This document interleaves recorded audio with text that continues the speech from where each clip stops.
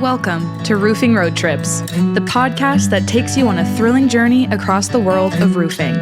From fascinating interviews with roofing experts to on-the-road adventures, we'll uncover the stories, innovations, and challenges that shape the rooftops over our heads. So fasten your seatbelts and join us as we embark on this exciting roofing road trip. Hello and welcome to another Roofing Road Trips from Roofers Coffee Shop. My name is Heidi Ellsworth, and I have to tell you, we have a special episode today. Two of my dear friends I've worked with so many years and are doing something truly unique and I'm going to say revolutionary for the roofing industry. So I'm super excited for this episode. I am very, very proud to introduce Monica and Melissa from the GLO Group. Welcome, ladies. Hi. Thank you. Thank you. So happy to be here. I'm so happy to have you both. I love what you're doing. It's so cool. Let's start with some introductions for those few people out there who don't know you. So, Melissa, why don't you go ahead and introduce yourself? Tell us about the company and what you do.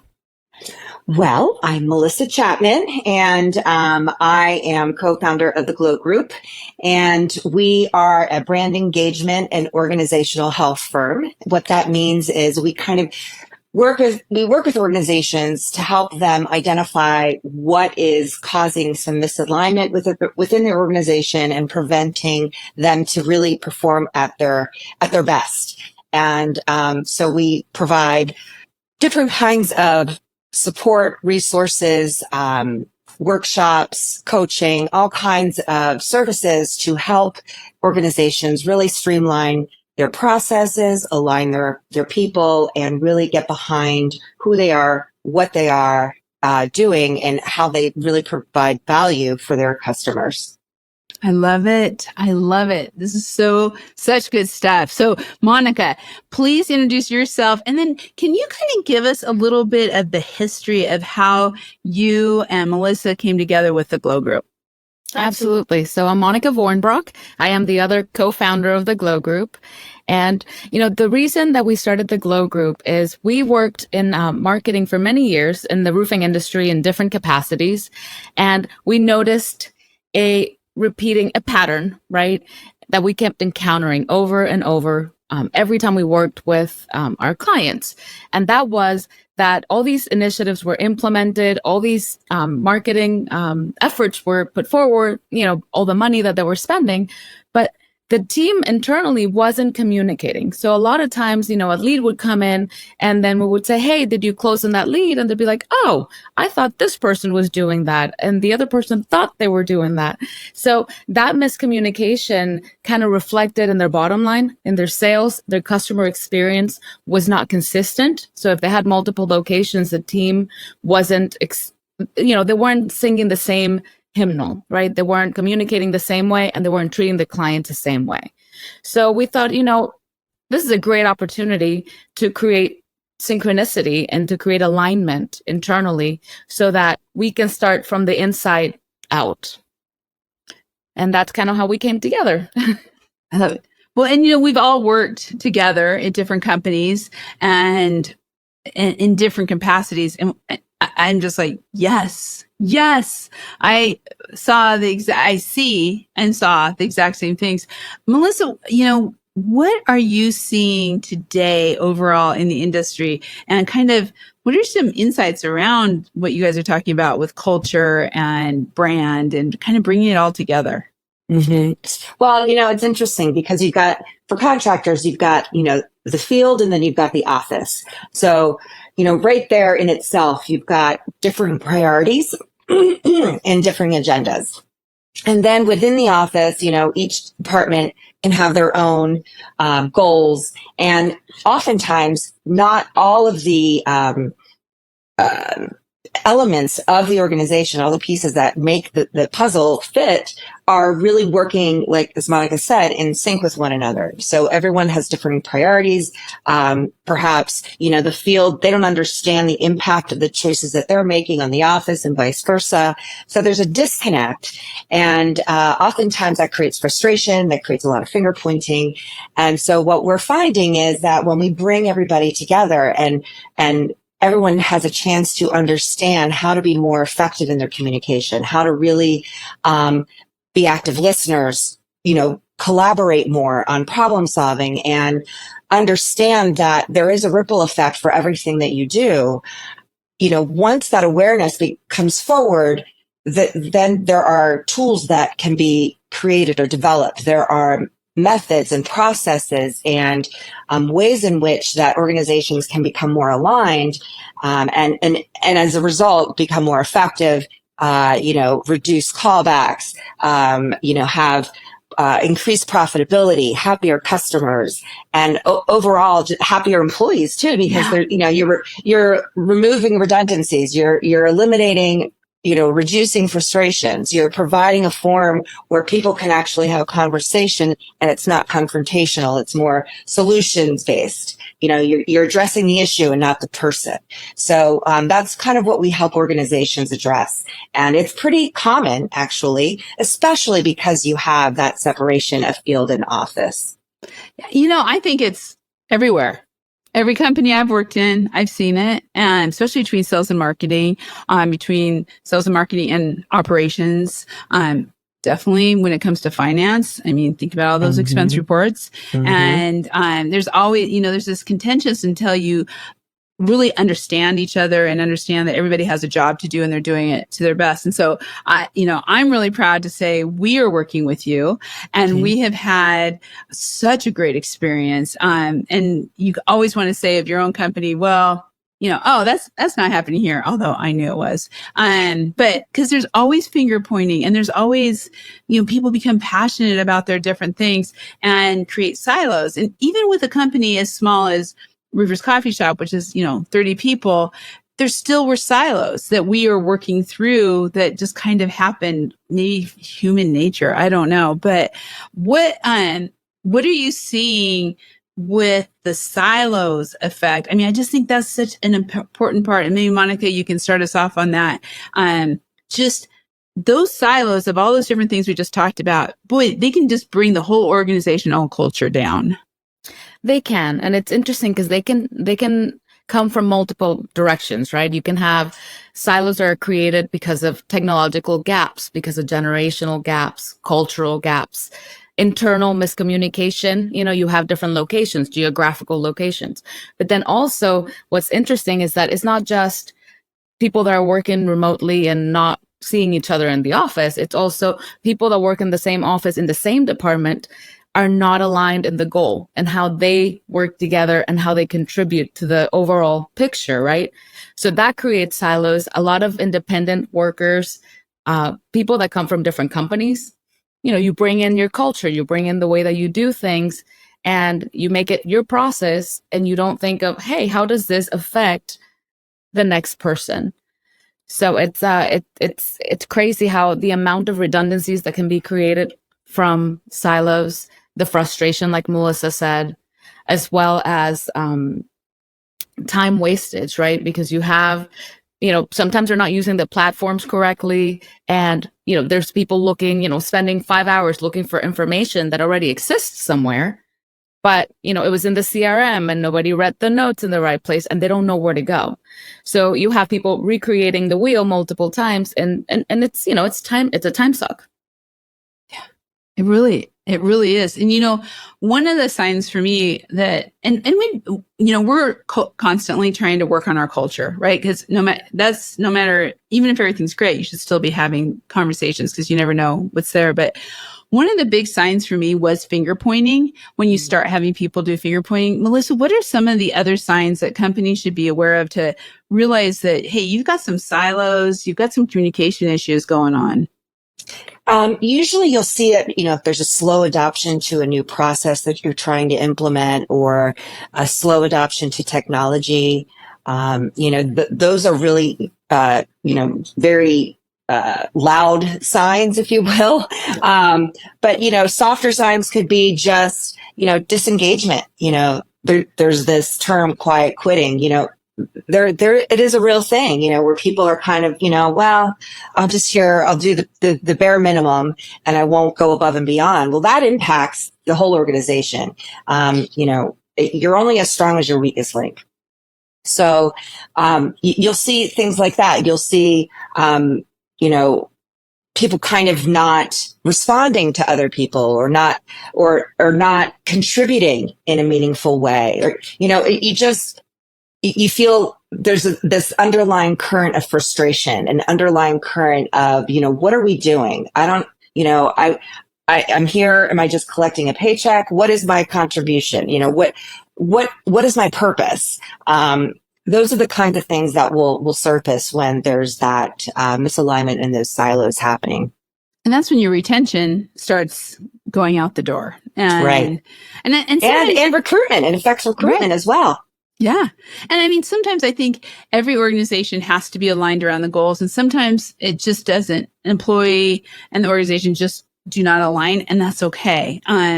But overall, you want to make sure at least you're communicating that and putting it together. And so one of the things that I have found so cool and actually is really helping is that you all provide tools to be able to start speaking the same language, to be able to start having those conversations.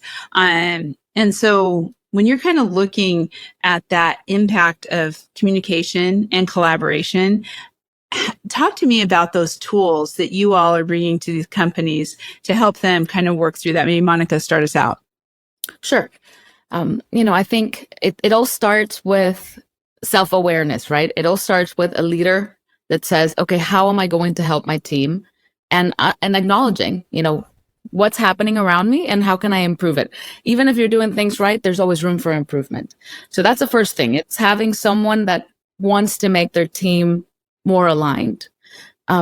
With that comes, we bring in everybody together in person, which in itself helps people that have never seen each other, people that don't work together on a day-to-day capacity. But also then we bring tools to help them, whether, through team development activities, through different breakout sessions and things that we do in our workshops that allow for people to test real life challenges and what they're going through. And we create a safe space where they can bring in, any issue that they're having, constructive criticism, and just kind of feel like they're being heard and valued and that they're contributing to the solution. Yeah, like some of the tools that we do, we, like you mentioned earlier, we, it doesn't matter if there's a language difference. We did a workshop recently and they felt that the language was going to be the issue in this team building activity to demonstrate leadership, that the language was going to be the barrier to being effective. But it actually wasn't the language, the differing languages that was the issue. It was the style of communication. Mm-hmm. So when we work with folks, we help teach them a vernacular so that everyone is speaking a common language that they can reference. And so it then, because it's that universal language that they can reference, it then helps remove some of the emotion that would be related to a regular conversation. It becomes then more fact-based, more issue-based rather than personal-based, individual-based. Well, and I also think you give tools for people to know themselves a little bit better. Absolutely. Which once they know themselves a little bit better, it's easier to communicate in that less emotional way. Yes, exactly. It's that self-awareness. And it's also, like, as Monica mentioned, it's bringing that self-awareness. It's not just for the leader, it's for the whole team. The self-awareness of the impact of your communication style and the awareness of, what your team, what they need in terms of communication for it to be the most effective, interaction with one another. Yeah. So, okay. As we know, ladies, we are in a male-dominated industry. Mm-hmm. And so I want to kind of bring some of this, we, as I said, we have done this workshop with you. It's been highly successful. We have a lot of generational, in our group. We have, men and women, but, we're a media group. It's a little bit different than construction, roofing, more male dominated. How is that, how is it bringing what some people would call softer skills, but something that is so critical right now? How's it been for you as a company to really work with the field, to work with contractors? And Melissa, I'd love for you to start us out. Like, how are you bringing this to the more macho world? But, surprisingly, it's been great. I mean, truthfully, men aren't really taught these soft skills, in general. If they have been, they've had either amazing women in their lives that have helped them there. But, I mean, generally speaking, men aren't really, thinking about, how they're crafting their messages, and so it's been really well received and so appreciated, to be honest. I mean, we had this workshop I guess it was a month ago, and I mean, the foremen were like hugging us when we left because they were like, "You have no idea. Thank you so much. This was so helpful." Like they didn't recognize. It's like they don't take the time to have that self-awareness, perhaps, and so. It's been really well received. I mean, it is a foreign concept out of the gate, but as we unfold it, and as we incorporate real life situations, it's like the light bulb goes on and everyone's like, "Oh my gosh, this makes perfect sense. Yes, this will make a big difference for us." And you can see the results immediately. It's not something that takes time. You can really, I mean, from the moment we're finished, you can really see results happening immediately. I mean, now, and you've been doing this for a number of years, but Yes. really have this huge focus on last year going into this year. But so we all know, especially owners, it doesn't matter what gender you are, but owners are like, bottom line, what's the ROI on this, right? What is this really going to bring back? And so Melissa, kind of take that one step forward. You can see it immediately, but that's softer. What are you seeing? What are companies seeing for return on investment? Well, I mean, after year one, we survey our clients before and after, and we continue to survey after. And after year one, we found that 92% of our clients have seen an increase in profitability. We've seen 64% of, improved employee morale, an increase in recruitment, retention. We have lots of statistics, but ultimately, increased profitability, increased revenue, and, ultimately happier employees who then help become your recruiting team. And your referrals, they bring people in because they're like, this is a great company to work for. Your voice is heard and, you're seen, you can contribute and you're valued. And that really goes a long way. If you, as an organization, if you only rely on the paycheck, on the dollar to differentiate yourself, you're going to get a short-term person, it's more than money. People need more than money. They need purpose. They need to feel valued. They need to feel part of something bigger than themselves. And so that's what we help create. And when you think about the cost of recruitment, it right there, that number alone could pay for everything, because every time you lose somebody, whether they are, quietly just doing their thing and not really being engaged, or whether they quit and go somewhere else, you are losing money. And also, if someone quit and goes somewhere else, now you got to spend the money, new training, a lack in productivity, all of those kind of things. So Monica, are you kind of, when you, the companies that you've all been working with, when you're really looking at the recruitment issue and I guess bigger retention issue, what are you hearing from them? Well, one of the highlights, right, to go into like the things that they are saying to us and the things that we are seeing is that not only are they retaining these employees are now recruiting, helping them recruit, which is amazing because now you're bringing people in that are within that culture and within that group of like-minded individuals, because your people are now thinking, hey, who do I want to work with? Who would help grow this and who would go in the same direction as us? So that's one of them. The other thing is the morale, right? The employee morale. When you start losing people left and right, your employees notice it. They feel it. They see it, right? So when you're able to keep employees long-term, that weight that they have on their shoulder every time they have to train somebody, because realistically you hire people, but your employees are training the people that you're hiring. Most, a lot of companies don't have the correct onboarding in place, so they're like, hey, you take them over and you take them out to the field, you teach them the ropes. Well, if that happens 10 times in a year, that person that's teaching the ropes is going to get discouraged and upset, and that's time wasted for them that they could be using their skills in something else. So it goes beyond just the recruiting. It also goes into the internal morale.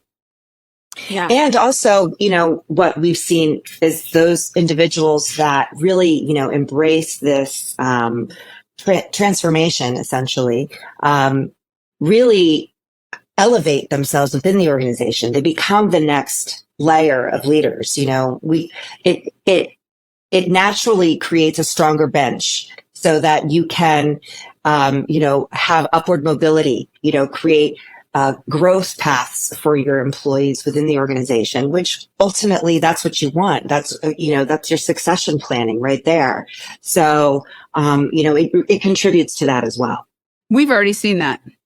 We've already seen it. And it's just that opening, that communication. You think the communication's open, but there is so much room for improvement all the time. Plus, it's just a busy world. And so even if you think as an owner that you have it all figured out or your company's just going great, I can say from experience, if you slow down for a little bit and just start asking a bunch of questions, all of a sudden you'll go, okay, we need to spend a little time here. We need to do a little tweaking or a little helping out. So as an owner who's listening to this, or anybody in a company who's like, oh, I wish we had this. We have so many silos and we aren't communicating. What's the first step that a company should take to really start evaluating what they have going on and what to do next? Melissa?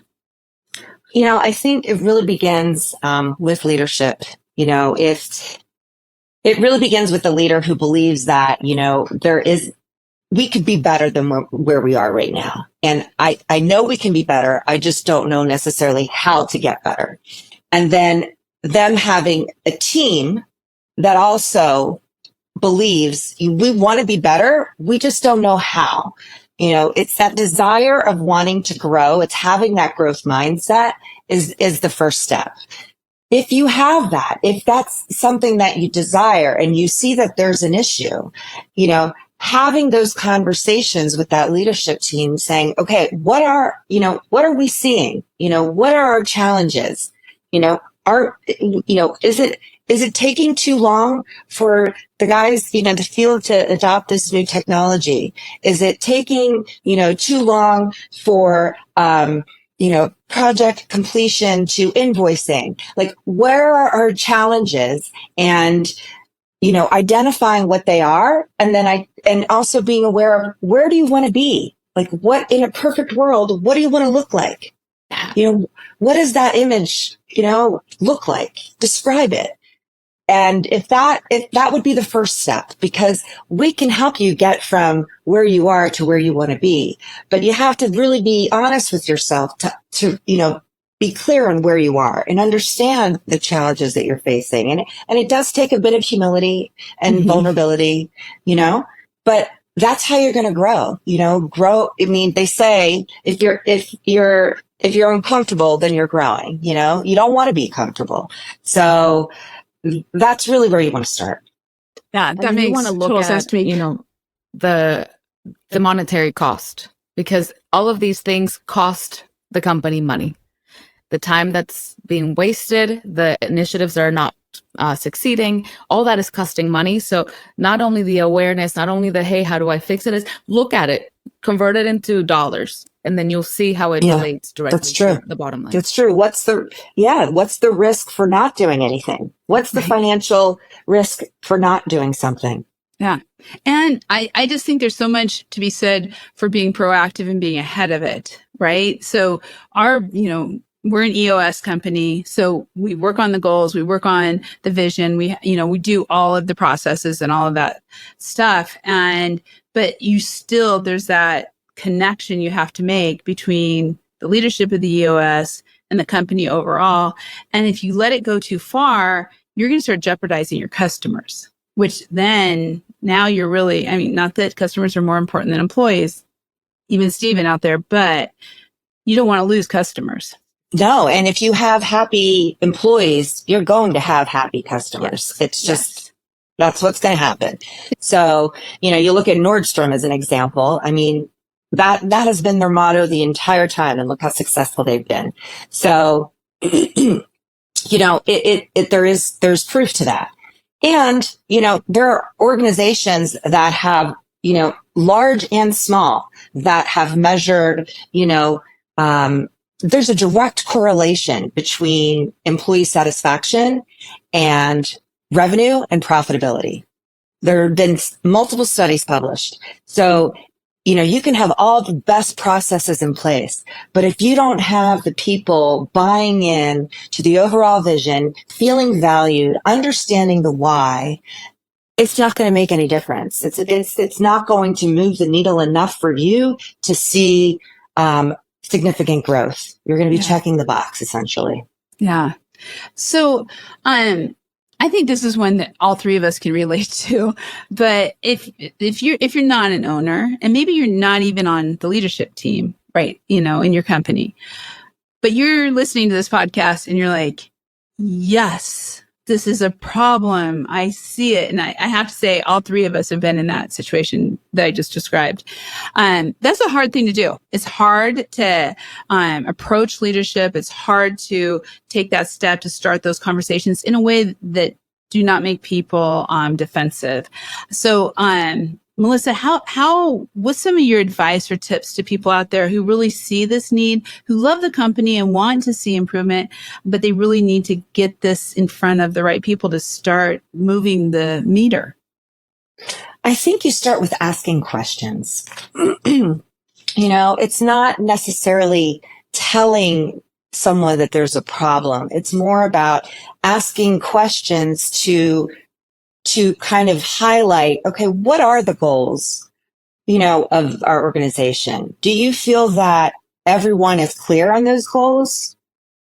How do you measure that? If you feel that everyone is, how do you know? How have you measured that everyone is clear on those goals? Asking the questions of, do you feel that, all of us are aligned in what your vision is, Mr. Leader or Mrs. Leader or whatever, asking the questions, I think is a way to start the conversation. Because not only will you gather information in terms of, from an edification perspective, but also it provokes, thought and conversation rather than, we're not doing this right, because that's not really constructive. It's more about being curious, like trying to understand, okay, what are you trying to accomplish? Is it working? How do you know it's working? Okay. And if you don't know, then maybe we should find out if it's working, and, if it's not working, well, then what are we doing to try to make it work? Right. Right. And Monica, on the flip side, as a leader, and I mean, obviously in my shoes right now, I'm trying to get that commitment from your crew, because we're all so busy. There's so much. And so all of a sudden now you're like, okay, we're going to take this time out and we're going to learn to communicate. And you can just feel and see the eyes rolling, right? Whether you're in front of them or not. What's some of your advice to the leadership to really, get that engagement from the employees to take this on as a joint effort? I think the first thing is acknowledging that there's going to be some team members that are going to be afraid, because speaking out is scary, right? They think, well, am I going to get in trouble if I speak out? What's going to happen? So being able to come to your team from a very open place and saying, hey, I'm going to participate, because it is very important that as a leader, you walk the walk, right? So being able to say, I'm going to be a part of this as well. And this is going to be a learning experience for all of us. And the goal is X, Y, and Z, whatever wherever we're trying to achieve. The alignment. I want to hear from you. I want you to feel valued. And this is going to help you be the best version of yourself that you can be. And the team work together the best that they can. So I think it takes a little bit of hey, I'm in it too. I'm going to walk this walk with you. We're all walking in together. I think that's such a great point. I've had a couple of aha moments that, some of the team members are just like, didn't you already know that? And I'm like, not only did I know it, but let me say this again, because I'm thinking you didn't really know that either. But we all make these assumptions, and as leaders or as employees, we assume, and that really can lead to even more silos because of those assumptions. Yeah. I mean, the human condition is to look at things through our own filter, right? So, I mean, it's a natural thing. What we're trying to bring forward is, the ability to say, okay, there are a lot of words and phrases that are ambiguous and could mean something to one person, and an entirely different thing to another person. So having that clarity, having really clear communication, and that's not one-sided. Communication, it's a dialogue. It means that, there are more than two parties involved, and everybody has to be on the same page for it to be effective.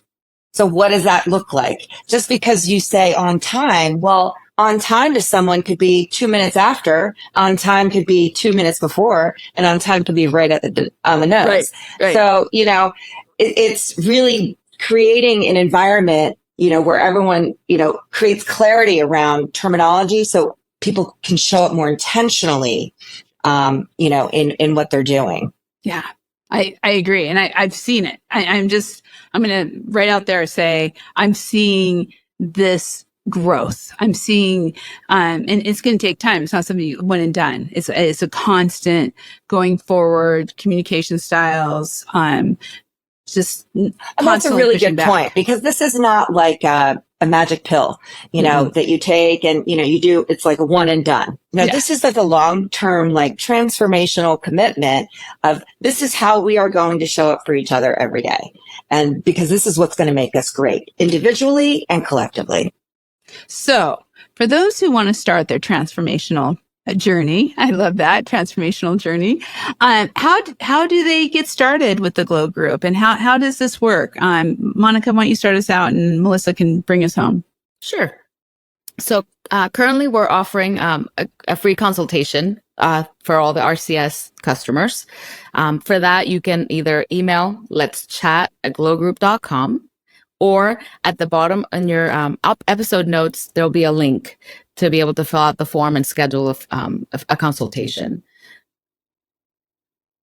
And we, anytime, and if people are just curious, schedule that consultation, come with your questions, we'll answer whatever it is you have, and we'll identify if we're the right match for you, because we may not be the right fit, and that's okay. But yeah, I think taking advantage of that 15-minute free consultation will be a great way to start. It's a great way. That's how I started. I sat down and said, hey, if you're one of those people that are not a leader yet, but you can resonate with this, we do also have one-on-one coaching services as part of the side of the things that we do at the GLO Group. So, we do have support, and we're able to help out. Hey, well, how can we help you spread the news and spread the good feel around your team? So you don't have to be a leader to work with us, but to do a workshop and all of that, then yes, of course, then you would have to be a business owner. Right. And we want to point out also is that we have been trained as sort of like professional coaches. I mean, we say there's so many coaches, quote unquote, out there, but, we actually do have the, education and certifications. And, so that's what makes us a little bit more unique as well, because we are trained to facilitate in a way that, doesn't necessarily, we are your partner in helping you achieve your goals. We don't lead you. We're your partner. We're walking side by side with you. Yeah. I love that. And so for everyone out there, you can find all this information in the GLO Group directory on all 3 coffee shops. And for our club members, I just want to say, it's actually a 30-minute consultation. And we also have Melissa and Monica are involved in our quarterly peer groups around culture and HR and all of that. So as an art club member, as always, you just get a little bit more. So, but for everyone coming to any of the coffee shops, you're going to find this 15-minute consultation. And if you just go to the GLO Group or let's chat at glogroup.com, just mention Roofers Coffee Shop. They'll take care of you. So however you get there, I don't even care. I just want you to get there because it's such a great experience. So we do this in Spanish too. So don't forget that if you have a team that speaks Spanish bilingual, we can do multi-language workshops. And it's extraordinary. Yep. Yeah. That's the future right there. That is awesome. It's one thing to not have problems communicating when you're all speaking the same language. Then you add one more layer on there. But like you said, it really comes down to communication styles at the end of the day. So, ladies, thank you so much for being on today. We're going to do more of this. So we'll have some little deeper topics coming up, but we wanted to get the big picture out there. Thank you. Awesome. Heidi. Thanks so much, Heidi. Thank you. And thank you all for listening.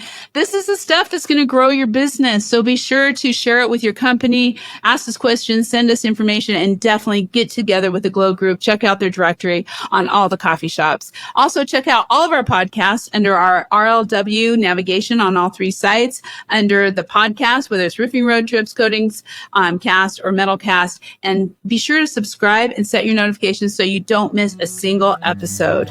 We'll be seeing you next time on Roofing Road Trips.